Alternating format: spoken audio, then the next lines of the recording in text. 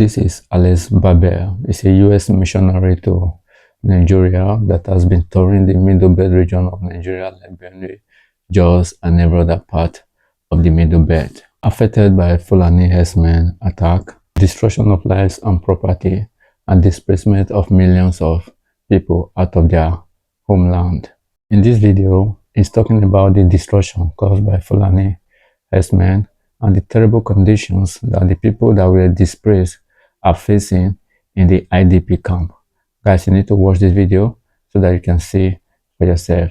And you also hold the government accountable, pointing out that once the government fails to protect lives and property, it simply means that the government has failed. Guys, kindly like this video and subscribe to my channel. If something happens in Yawata after this rebuilding, the government is liable. The blood is on your hands. We've come in good faith, with good heart, to help the people, to rebuild where nobody is helping. But you are responsible to secure your own people. And there's security here now, but we can't see that they leave in 1 month or 2 months. I can't come back and see that Yawata has been burned and killed again. If it happens, you are liable. It is your job to protect them. And so I challenge you, I beg you, do your job. Protect your own people. The U.S. government knows what has been done here. They know the attack. They know that I am here. They know that we have rebuilt Yawata, and they support me. Congressman Riley Moore, he supports what we're doing. He knows. He has the geographical coordinates of Yawata. And we are all monitoring what is happening here. So please, protect your people. Do not let anything happen to Yawata again. Concerned that what you're doing is fueling a narrative which is not supposed to be. A narrative of religious genocide. Yeah. I guess the question I would ask is, if there's no genocide, if there's no religion involved, what is the reasoning? You know, I've been told it's grazing. They're just looking for grass for their cows. And I would ask the question, if it's only for grass, then this means that their own Fulani brothers who are also herding cattle and looking for grass, they're also their competitors. And so why are they only killing Christians? Why are they only targeting Christian villages? They're not killing their own people. They're not burning their own Fulani settlements, but they're competitors. The same grass they're fighting for. And so what's the answer to this? Why are they only killing the Christians in the Christian villages? Have you been to the camp of the dispersed people? Yes, I have. And what did you see? Yeah, I was in an international market where a lot of the Yawata people have been displaced to. And from the testimonies from the people, they have little food, little water. I saw them publicly defecating, pooping, and peeing there in the street among the little shops and the little stores. I was in Guer West, the heart of displacement. 90% of people in Guer West have been abandoning their homes, displaced. And many of them are living in Agagbe, in little grass huts.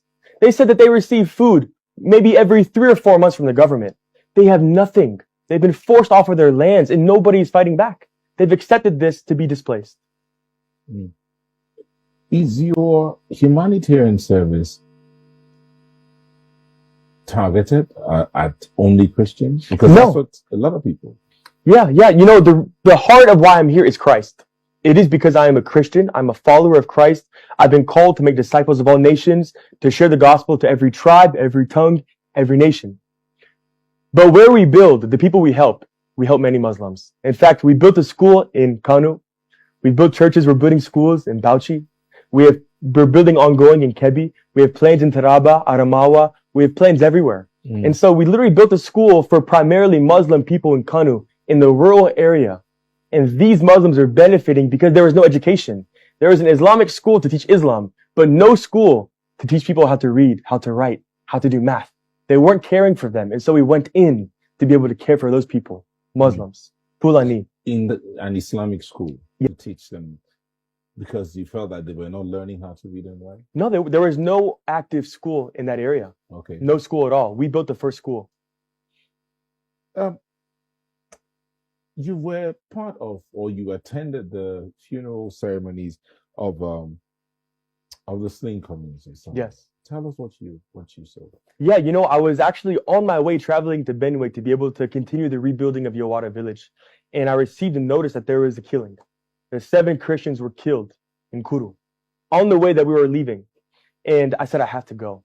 We have to be alongside the people who are suffering and are afflicted. And when I pulled into Kuru, we went to the mortuary. They hadn't begun the funeral, nothing yet. And the DPO refused me to access the mortuary. He said there is nothing to report, that there was not an attack. Who refused you to access? The DPO, the local DPO of Kuru, he refused our entry. He said there wasn't an attack, that there was a mining accident. And he said there's nothing to report here, so we were held up. And so we talked to Ezekiel Dacomo. He was already on his way. We already were talking with him. And we talked to the local leaders, the youth leader, everybody. They came to my rescue. They said, no, he's entering. And so I went in. And what did I see? Bullet wounds. Blood was still literally being pulled out. It was splattering. The bullet holes in his head, in his stomach, blood was coming out. I have videos of this. If you want videos, I have videos. I have pictures. The proof that there was an attack. They were not just an accident. It didn't collapse. They were murdered in cold blood by Fulani. You're very definite when you use the word that they were murdered. Yes. Is it because of the bullets you saw, the type of injuries you saw on the bodies? That's what's giving you this evidence that they are murdered? Or you have eyewitness reports? This is what they reported. There was no accident. What do bullet holes generally tell? Who killed them? Because they don't have the AK-47s. They didn't shoot themselves. 7 of them. Tell us about Reverend Ezekiel Dacomo. Yeah, I think he's an incredible man. You know, he's been the most prominent voice for the afflicted, for the persecuted, the Christians who are being killed. And he's even been speaking about the Muslims who also have been killed in Zamfara, Katsina, in Borno, and Yobe. You know, there was a mosque that was blown up by ISWAP. And so both of us together, we don't deny that Muslims are being killed. They are being killed. But the point that we want to make is that disproportionately Christians are being targeted and murdered specifically across the Middle Belt, in Kaduna, in Plateau, in Bauchi, in Niger, Adamawa, Taraba. And so we both are bringing light to this issue, and that's what we need to tend to. Alex, before we let you go, one word you would have for the government and for the people, what would that be? It's a tough question. You know, the government is responsible for its people. And for 2 decades, they've allowed their own to be slaughtered, including Muslims.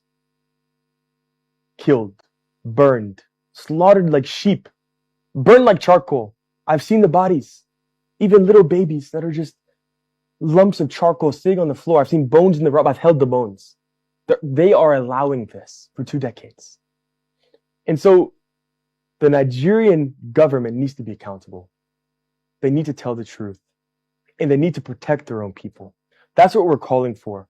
I can't control the government. I'm not a politician. I don't deal with politics. I'm a missionary. I tell of Christ. I speak of Christ. I share the gospel. I teach that it is Christ who saves, that he is the way, the truth, and the life. And if I'm to be a Christian, that means I'm to tell the truth.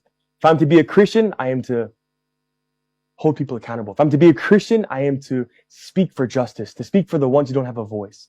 And so the Nigerian government needs to be accountable. They need to protect their people. Thank you so much. We've been speaking with Alexander Barbir, who's a missionary who's been in Benue State and building, or rather rebuilding and helping to the people of Yelwata to return to their homes after they had been displaced. Well, thank you once again. Thank you so much. Pleasure. First, I must commend his effort and his courage in trying to rebuild those communities caused by Fulani herdsmen's attack and ensure that the people are resettled in those affected communities.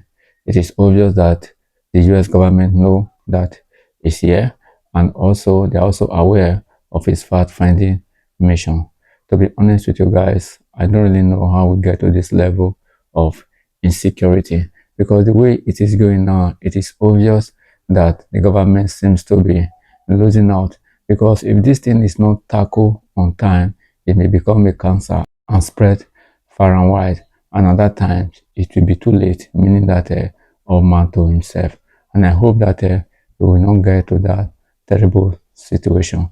And just imagine the poor condition the people in IDP camp are facing. And that could result to spreading of cholera or other related diseases that may grossly affect them. It is really a terrible thing. And these are people that committed no crime. These are people that were innocent simply because they are Nigeria, and the government seems not to live up to its expectation to ensure that they are protected. They were forced out of their homes after their relatives and families were kept. And the IDP camp where they take shelter and they are living in a very poor condition. It is that bad. I just hope that the government wake up to its primary responsibility of ensuring the protection of lives and property, because these are people that make up the government. If there are no people, who are you going to govern? And this is a young guy, Alexander Barbir, all the way from USA, that pick interest in what is going on in the Middle Belt. And I think it deserves some accolade. It deserves some commendation for his selfless service to humanity. So guys, what is your take? What do you think about this whole scenario that is playing out in the Middle Belt region? The killings, the displacement, and the condition of people living in IDP camp, and the submission of Alex Barbir concerning this whole scenario. So whatever your thought is, kindly drop them in the comment box. And please don't forget to like this video so that more people can get to see it, and subscribe to my channel so that whenever we drop a new video, you'll be the first to be notified. Thank you for watching. God bless you.